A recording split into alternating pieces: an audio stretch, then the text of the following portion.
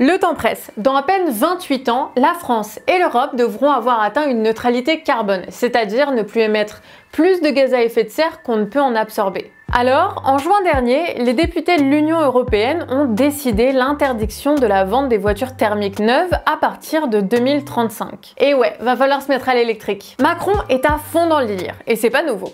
Il a dû offrir des millions de subventions pour qu'on passe tous à l'électrique. Et les avantages vont continuer. Il se pavane au salon de l'auto, en parle à la télé comme un bon marchand de bagnole qu'il est devenu et fait même des entretiens dans des journaux payants pour nous faire croire que la voiture électrique c'est tout beau, c'est tout propre, c'est tout français. Puis t'as des pubs partout, tout le temps pour dire que c'est des belles voitures qu'il faut absolument acheter pour être stylé. Être un vrai bobo avec un border collie tout mignon, je l'adore. Ou changer la face du monde en bon gros SUV électrique d'Audi. Ce sont ces idées qui construisent le futur.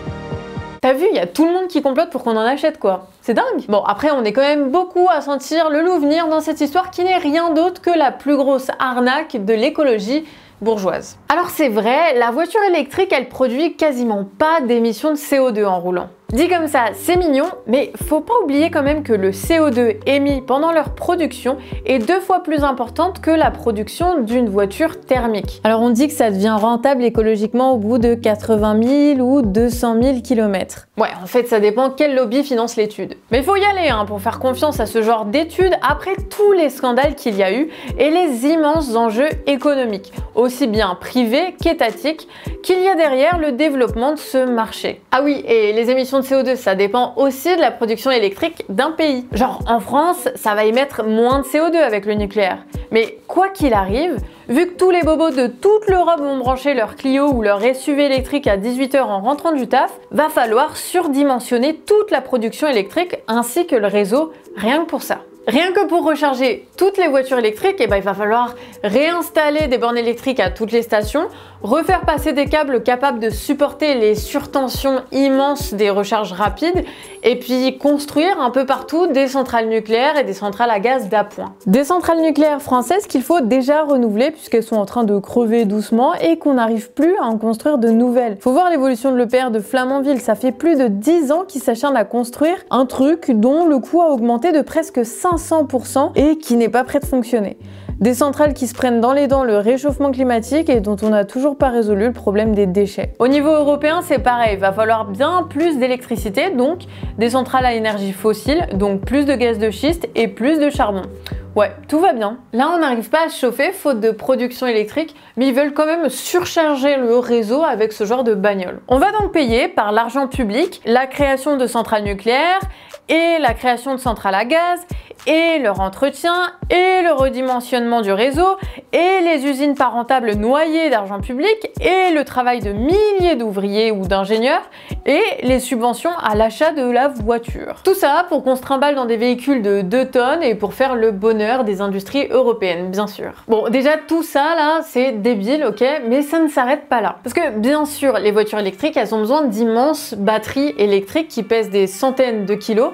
Et c'est étonnant, mais elles ne se produisent pas toutes seules. Aujourd'hui, le 3/4 des batteries des voitures nous proviennent de la Chine, où les usines qui les produisent tournent au charbon, la source d'énergie la plus polluante. Ouais, c'est ni français, ni très propre. Les micropuces indispensables au fonctionnement de ces voitures viennent elles aussi de Chine et subissent déjà des pénuries.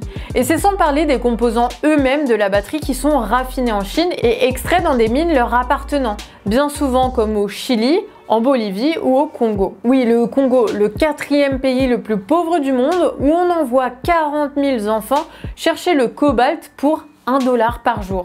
Tout ça pour enrichir les pires entreprises chinoises et quelques marketeurs européens. Donc pour passer de 10% à 100% de voitures électriques en France, en Europe, on va devoir faire exploser l'extraction, la production de ressources qui sont en voie d'épuisement et qui sont en plus ultra polluantes puisque si tu veux trouver quelques grammes seulement de cobalt, de lithium, de cuivre, il faut extraire des tonnes et des tonnes de terre qu'il faut ensuite raffiner. La voiture en elle-même, elle polluera un chouïa moins chez nous, elle deviendra verte mais toujours au nom du profit de quelques investisseurs chinois, états-uniens ou européens grâce à la domination de la finance.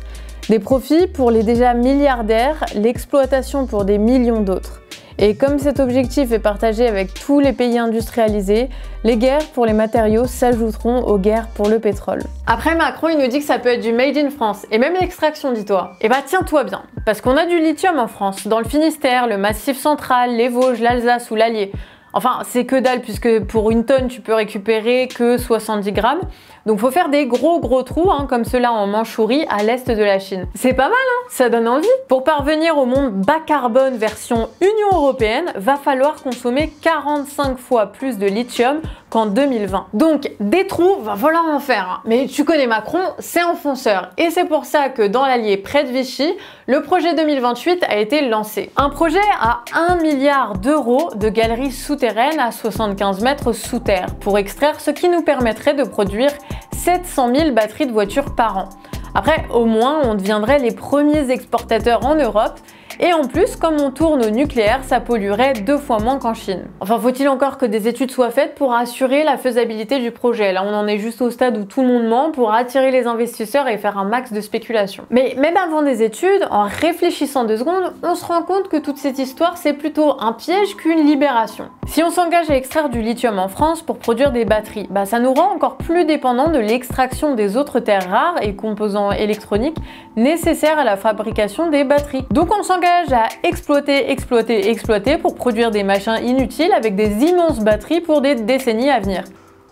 Ouais, l'écologie de Bourges, c'est un délire. Mais en fait, ce projet, il est infaisable juste par sa consommation en eau. Pour produire 34 000 tonnes par an, comme prévu, déjà, faut extraire et raffiner 485 000 tonnes de terre par an. Mais surtout, il nous faudrait des quantités astronomiques d'eau, 34 millions de litres d'eau par an pour être exact, puisqu'il faut 1 million de litres d'eau pour chaque tonne de lithium qu'on veut produire. Bonjour, on est en novembre, la majorité du pays est toujours en état de sécheresse, il y a des villes qui sont privées d'eau et vous voulez utiliser quoi? 34 millions de litres d'eau par an?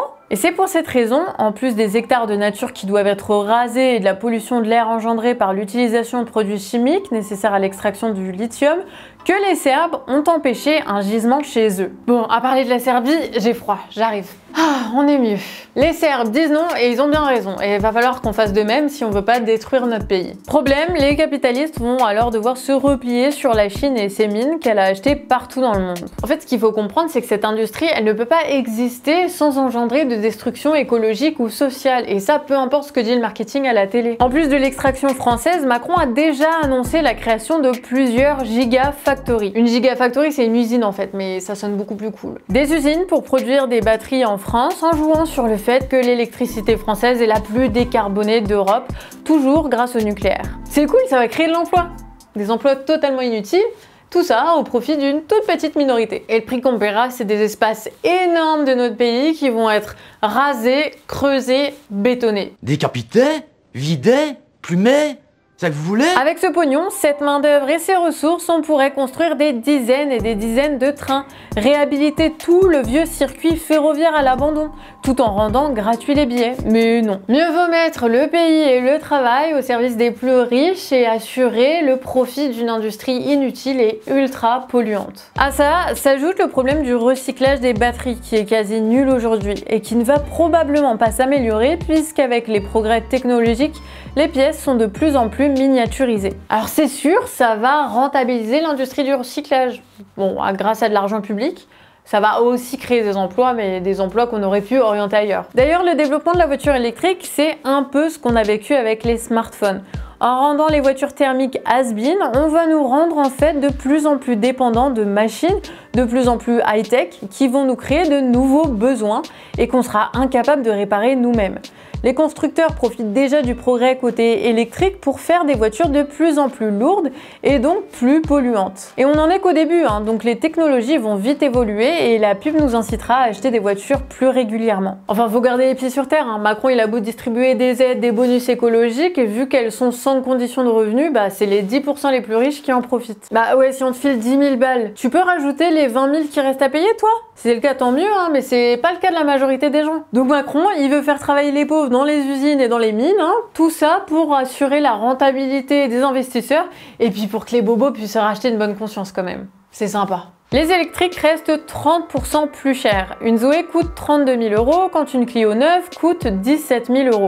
Et le prix, on n'est pas certain qu'il baisse avec la production, puisque sa valeur dépend de sa batterie, de ressources finies dont on a parlé avant, comme le lithium, dont le prix a triplé dernièrement. Pendant ce temps, les plus modestes n'auront d'autre choix que de garder leur voiture essence ou diesel et se verront exclus de certains espaces, puisque Macron prévoit d'étendre les zones à faible émission où les voitures polluantes se verront coller une amende. Et ça, c'est en attendant que le contrôle technique bazarde toutes nos vieilles bagnoles et qu'on se retrouve sans rien pour aller bosser. Bref, vouloir passer tout le parc automobile du thermique à l'électrique, ça sera ni écologique, ni social, ni rentable. En fait, c'est une débilité sans nom. C'est cool de vouloir se passer du pétrole, mais si on déploie une autre énergie en accélérant notre consommation, ça va rien arranger écologiquement, ça va juste déplacer la pollution. Le vrai problème, c'est le mode de vie qu'on nous vend qui justifie qu'on ait un réseau de transport centré sur le véhicule individuel, la voiture. Pourtant, des solutions existent. Moins utiliser la bagnole en mettant des trains partout, en adaptant les transports en commun à notre boulot, en bossant moins, en flinguant la rente immobilière des millionnaires, en plafonnant les prix des loyers pour qu'on puisse se loger près de nos boulots, même en centre-ville. Avoir une vraie politique pour remettre des emplois dans les petites villes, histoire qu'on arrête de s'entasser dans les banlieues des grandes villes. Avoir plein de commerces de proximité partout, avec une vraie vie de quartier pour qu'on ait moins besoin de faire 50 km pour vivre. En interdisant la publicité pour qu'on arrête de nous bourrer le crâne. Et s'il faut faire des bagnoles, faisons en sorte qu'elles soient françaises et pas forcément électriques, histoire qu'on contrôle tout le processus sans avoir besoin d'utiliser l'esclavage. Et puis qu'on ait du recul sur tout ça, qu'on régule, qu'on interdise les SUV, qu'on rende accessible la location pour les déménagements, les vacances. Bref, organisons la société pour rendre possible la vie belle avec pas ou peu de bagnoles. On n'a pas besoin de mines de lithium, on a besoin de plus de temps pour nous, pour vivre bien, pour nos amours et pour l'avenir de nos gamins. Après, on n'a pas répondu à quelques questions. Si c'est bidon les voitures électriques, pourquoi il y a tant de pays qui se lancent dans cette production ? Pourquoi il y a tant d'argent public et privé qui sont mis sur la table? C'est quoi l'intérêt des industriels européens d'avoir tout délocalisé en Chine pendant des années et pourquoi maintenant ils veulent réouvrir des usines en Europe? C'est quoi le rôle des États-Unis dans ce bordel? Et le rôle des guerres et des sanctions? C'est fou, on dirait qu'on est à deux doigts de faire une vidéo qui explique le capitalisme à travers les voitures électriques. Faudrait pas manquer ça en oubliant de s'abonner, hein. Bon, moi je vais aller mettre un pull, j'ai toujours froid. Salut!